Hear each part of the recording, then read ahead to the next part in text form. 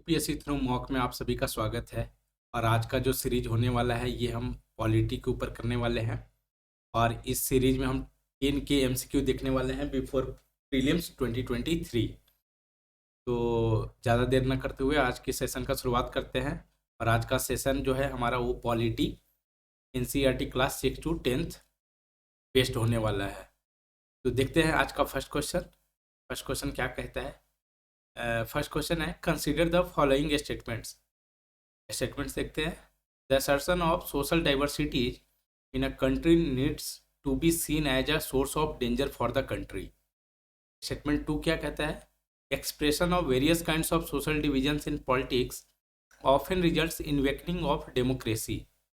तो which statements is are correct? तो ये दोनों के दोनों स्टेटमेंट्स गलत है। ऐसा कुछ नहीं है डेमोक्रेसी के लिए, तो ये ऑप्शन डी हमारा करेक्ट हो जाएगा। देखते हैं एक्सप्लेनेशन। तो जो सोशल डाइवर्सिटीज है कंट्री में, ये कभी भी not to be seen as a source of danger in a democracy. Political expression of social divisions is very normal and can be healthy. तो दोनों के दोनों स्टेटमेंट्स यहाँ पे गलत हो जाते हैं। तो अब नेक्स्ट क्वेश्चन देखते हैं। नेक्स्ट क्वेश्चन क्या कहता है?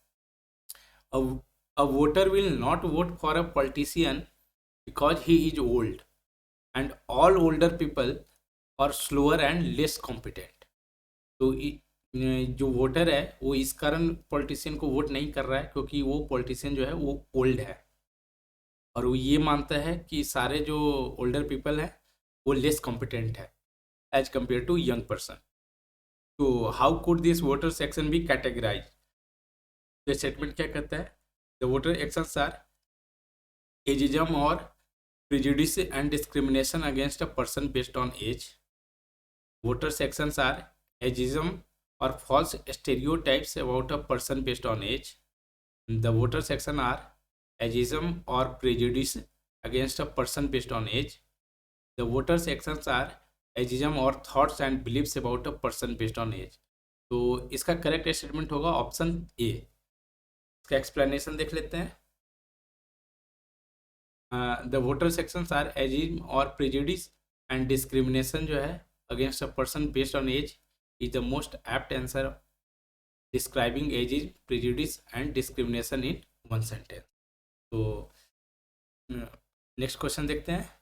विच of the following is not ground for claiming discrimination? तो आपको ग्राउंड ऑफ डिस्क्रिमिनेशन पता होना चाहिए। Religion, race, cast, sex and place of birth. ये हमारा कुछ ग्राउंड है जिस पर डिस्क्रिमिनेशन नहीं किया जा सकता। तो ये हमारा ऑप्शन ए करेक्ट हो जाएगा क्योंकि नॉट अ ग्राउंड पूछा है। ये तीनों ग्राउंड हैं। तो देखते हैं इसका explanation. The constitution of India guarantees certain fundamental rights to the citizens of India, including protections of individuals from discrimination only on the grounds of religion, race, caste, sex, or place of birth. These fundamental rights are available only against the state. तो ये था explanation. Next question देखते हैं। Which of the following articles guarantees equality before law and equal protection of law for all individuals residing within the territory of India? तो option देखते हैं। Article 15, article 14, article 17, article 18। इसका correct answer जो होगा वो होगा आर्टिकल 14। देखते हैं आर्टिकल 14 क्या कहता है। आर्टिकल 14 ये कहता है, the state shall not deny to any person equality before the law और the equal protection of the laws within the territory of India. Next question देखते हैं। नेक्स्ट क्वेश्चन जो है, what term is applied to the affective component of how we feel about a certain group? तो किसी भी certain group के against हम कुछ निगेटिव सोचते हैं तो उसको हम कैसे एक्सप्लेन कर सकते हैं, उसके लिए अप्रोप्रिएट वर्ड क्या होगा? तो ऑप्शन देखते हैं। Prejudice, discrimination, archetype, stereotype. तो इसका करेक्ट आंसर जो होगा वो होगा प्रेजुडिस। इसका एक्सप्लेनेशन देख लेते हैं। प्रेजुडिस जो है ये एक निगेटिव एटीट्यूड है that one has based mostly on opinions, और ये जो है फैक्ट या एविडेंस पे बेस्ड नहीं होता। और स्टीरियोटाइप्स क्या होता है? वो फैक्ट्स और एविडेंस की बात करता है। Although prejudice is a noun and not a verb, the behaviour is often influenced by bias. तो ये जो है प्रेजुडिस का मतलब आप देख सकते हैं कि ये निगेटिव एटीट्यूड दिखाता है, इसका मतलब होता है negative meaning, stereotyped beliefs, a tendency to discriminate against a stereotyped group. तो अब नेक्स्ट क्वेश्चन देखते हैं आज का। Consider the following statements. Fundamental rights are absolute. Article 15 and 16 have been amended by parliament in pursuit of social justice. तो fundamental rights are absolute ऐसा कुछ नहीं है, तो स्टेटमेंट 1 तो गलत हो जाएगा, तो ऑप्शन ओनली 1 बी बचेगा, तो B will be the correct answer. Explanation देखते हैं। There are limitations imposed on the enjoyment of fundamental rights. Fundamental rights are conditional and subject to reasonable restrictions. Article 15 और 16 जो है इंश्योर करता है equality of opportunity in public employment, and जो है ये प्रिवेंट करता है डिस्क्रिमिनेशन से, which in turn to ensure social justice. Next question देखते हैं। B.R. Ambedkar describe the right as the heart and soul of the constitution. तो हार्ट एंड सॉल किसे कहा गया है ये आपको पता होना चाहिए। वैसे ऑप्शन देखते हैं, ऑप्शन क्या है? Right to freedom, right to equality, right to constitutional remedy, right to speech. तो इसका हार्ट एंड सॉल बाबा साहब अम्बेडकर ने राइट टू कॉन्स्टिट्यूशनल रेमेडी को बताया है, जो कि आर्टिकल 32 में एक्सप्लेन है। तो आर्टिकल 32 के बारे में थोड़ा देख लेते हैं। Article 32 of the Indian constitution provides for constitutional remedies against the violation or transgression of fundamental rights. The fundamental rights are of highest importance to the individuals. They are basic conditions for the fullest development of personality.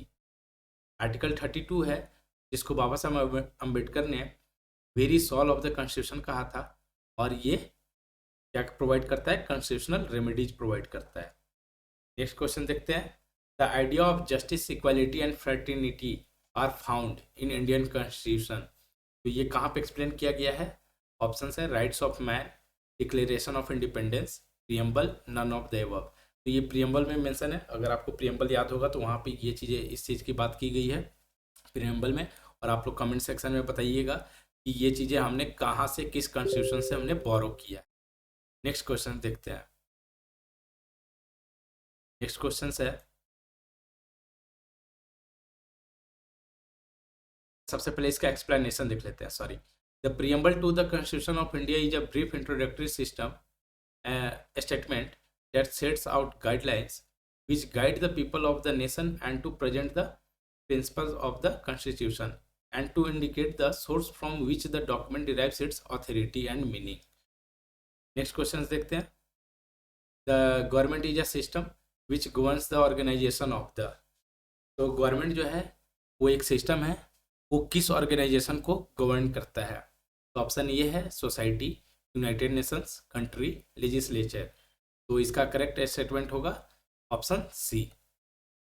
देखते हैं government का काम क्या है, government क्या कैसे काम करती है। Government is a system by which a country is govern. The government is responsible for exercising executive and political powers with the help of laws framed by it. तो नेक्स्ट क्वेश्चन देखते हैं।